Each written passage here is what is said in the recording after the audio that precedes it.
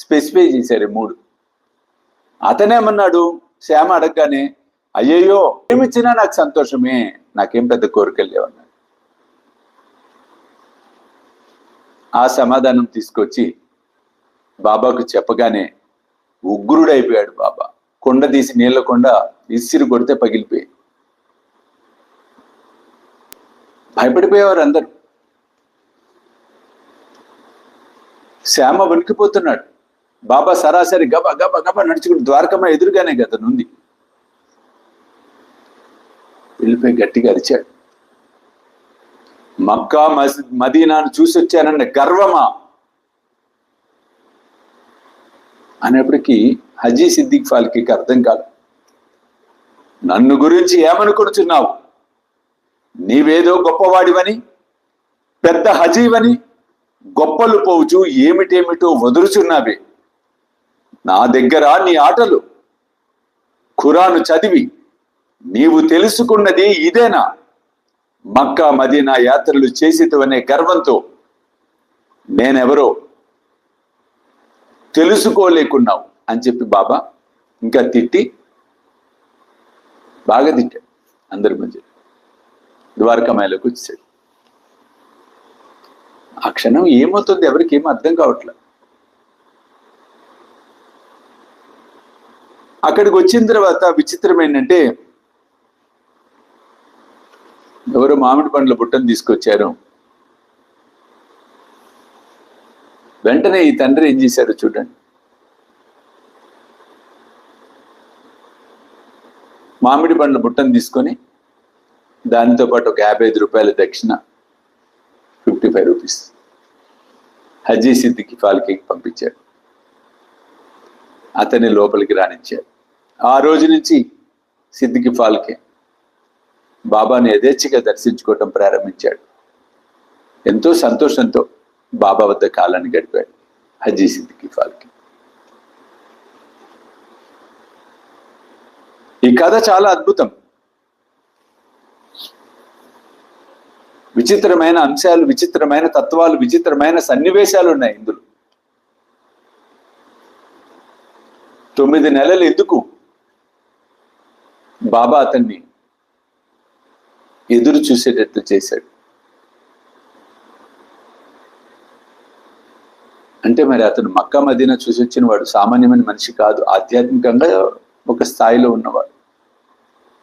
మరి ఆ క్షేత్రాన్ని దర్శించినప్పుడు, ఆధ్యాత్మికంగా ఉన్నప్పుడు తన మానసిక ప్రవృత్తి, మనోప్రవృత్తి ఎలా ఉంది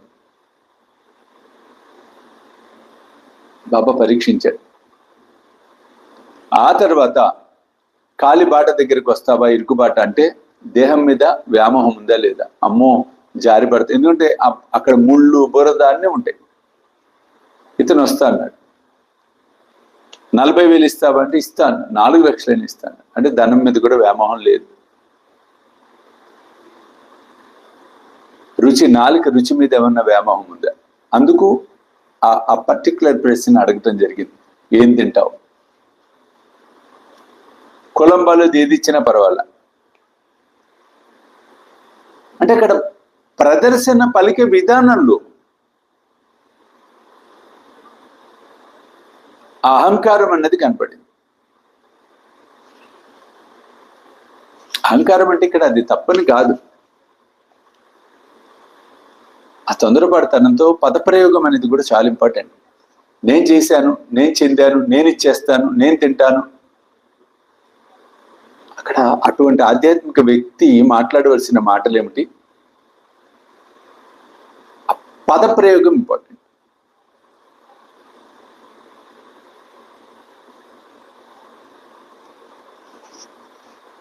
ఆ పద ప్రయోగాన్ని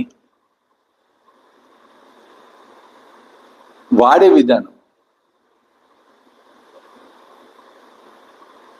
అంటే లేశ మాత్రమైన గర్వాహంకారాలు ఉండకూడదండి. ఇది చాలా బాగా తెలుసుకోవాలి మనం అందరం, నేనైనా మీరైనా. లేశ మాత్రమైన నిజమైన సాధకుడుగా మారాలి అంటే అవమానాలను ఎదుర్కోవాలి. అక్కడ బాబా చూపించాడు హజీ సిద్దికి ఫాల్కే గొప్పదనం. మనమందరం ఏమనుకుంటామంటే హజీ సిద్దికి ఫాల్కే తప్పు చేశాడేమో అనుకుంటాం. ఆ తండ్రి ఏం చేశాడు? ఒక్కొక్క కథలో ఒక్కొక్కరిని క్యారెక్టర్ని తీసుకొని ఆ కథల ద్వారా మనకి నేర్పించాడు బాబా.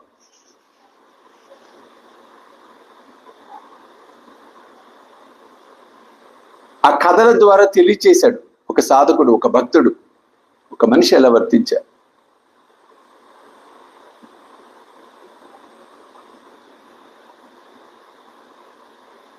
అది చాలా ముఖ్యం.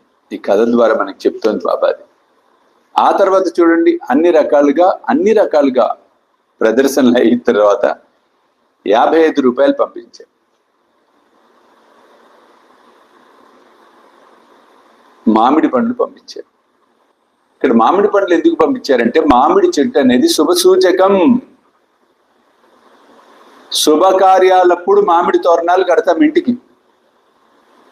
దానికి రిజెంబ్లెన్స్గా మామిడి పండు అంటే శుభకరం, పసుపు రంగు శుభకరం అంటే అతనికి యోగం వచ్చింది. ఇంకా గురు దర్శనం. 55 రూపాయలు.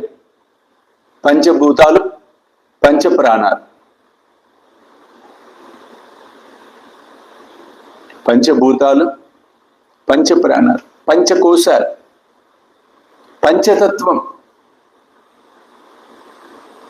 వాంఛాహి తత్వాంచ దీపలా విలాత. చూడండి, ఓవాళు హారతి మాజ సద్గురునాథ, మాజ సాయినాథ. పాంచాహి తత్వాంచ దీపలా విలాత. 5 తత్వాలను సూచిస్తూ బాబా అతనికి ఒక గౌరవాన్ని ప్రసాదించాడు బాబా. అందుకు ఆ రోజు నుంచి ఇద్దరు ఎంతో సఖ్యతతో, ప్రేమతో ఉన్నారు. ఈ విధంగా హజీ సిద్దికి ఫాల్కే కథ మనకి ఇక్కడ దర్శనమిస్తూ ఉంది.